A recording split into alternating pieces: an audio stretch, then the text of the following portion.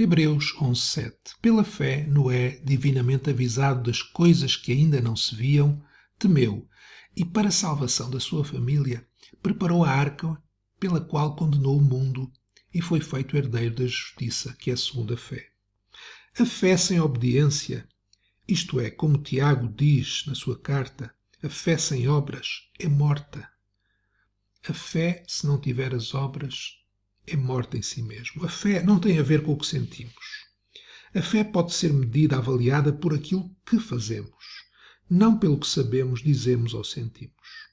A fé não tem a ver com as emoções e pensamentos, mas com a vontade que leva à obediência. Noé era um homem justo diante de Deus e perfeito diante dos homens, porque ele cria em Deus, porque ele andava com Deus. Noé andava com Deus num contexto mundial que está descrito no capítulo 6 de Gênesis, onde nós vemos no versículo 5 que era grande a maldade do homem. Como era grande esta maldade? Noé era a exceção à regra. Ele andava com Deus quando todo o resto do mundo não andava com Deus.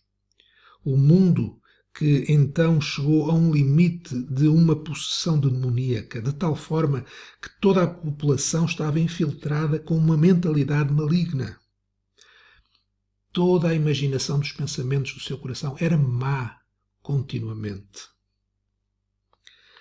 Hoje também estamos a lidar com um ambiente demoníaco, não apenas porque há maldade, mas porque os pensamentos humanos multiplicam-se, gerando mais maldade, cada vez mais maldade.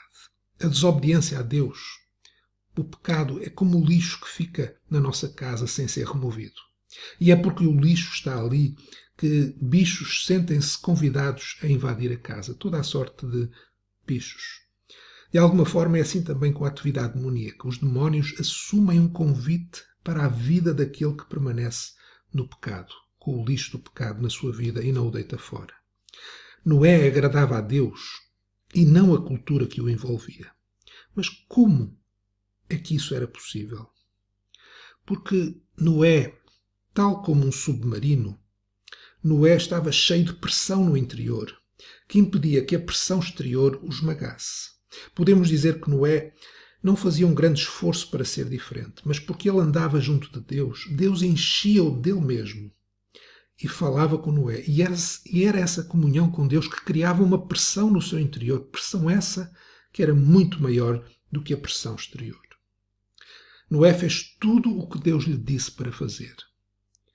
A obediência não era um sacrifício para ele, não era um peso, mas algo natural, ou melhor, sobrenatural na sua vida. Noé, ele teve que acreditar em tudo o que Deus lhe disse para obedecer. Então, podemos fazer esta sequência. Andar com Deus é porque andamos com Deus tão perto de Deus que Ele pode falar connosco. E quando Ele fala connosco, nós ouvimos a sua voz. Então o segundo passo, podemos dizer, é ouvir Deus.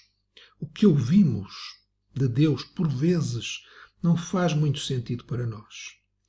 Mas se nós crermos em Deus, se acreditarmos mesmo naquilo que Deus diz, mesmo que não faça sentido na nossa mente, então o que vai acontecer é que nós vamos obedecer a Deus. Quem ama obedecer a Deus, quem deseja obedecer a Deus, são os que andam com Deus, são os que creem nele. Quem não anda com Deus, quem não tem fé, não pode obedecer com alegria. Pode até obedecer, mas isso é algo que lhe provoca mal-estar.